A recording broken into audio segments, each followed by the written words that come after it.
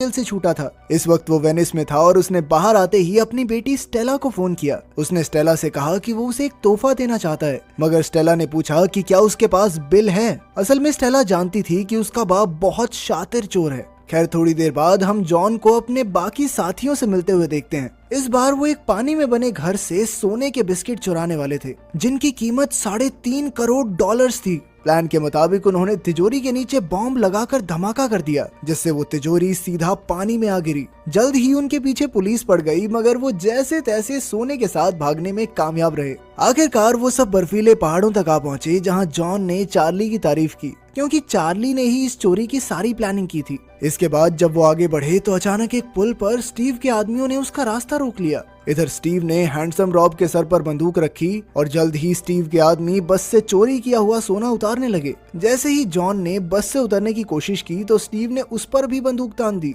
Steve के इस धोखे पर जॉन ने कहा कि मेरे साथी तुम्हें छोड़ेंगे नहीं, मगर स्टीव तो सोने के लालच में इतना अंधा हो गया था कि उसने अपने बॉस जॉन को ही गोली मार दी। उसी वक्त हैंडसम रॉब ने बस दौड़ाई तो वो सीधा बर्फीले पानी में जा गिरी।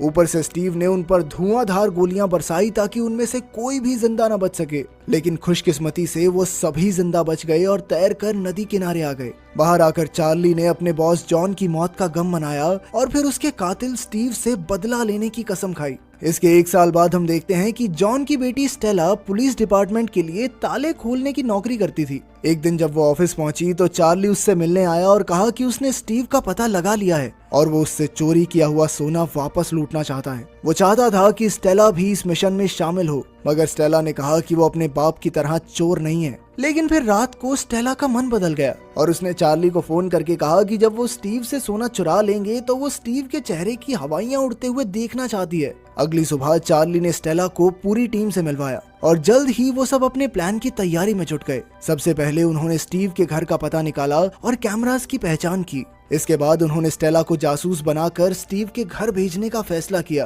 क्योंकि उनमें से सिर्फ वही थी जिसे स्टीव नहीं जानता था। वहीं दूसरी ओर स्टीवन येवहेन नाम के एक आदमी को सोने के बिस्किट्स बेच रहा था। येवहेन ने उससे 4 बिस्किट खरीदे और कहा कि वो आगे और भी सोना खरीदेगा। वहीं चार्ली की टीम स्टीव के हर कदम पर नजर रखे हुए थी। उन्होंने स्टेला को टीवी ठीक करने वाली मैकेनिक बनाकर स्टीव के घर में भेजने का फैसला किया। इसके लिए रॉब ने एक मैकेनिक महिला से मीठी मीठी बातें करके उसे बहलाया और उसके साथ रात गुजारी। फिर अगली सुबह उसने उस लड़की की यूनिफॉर्म और उसकी वैन की चाबी भी चुरा ली। भाई कतई गंदा आदमी है रॉब। जल्द ही उसने ये यूनिफॉर्म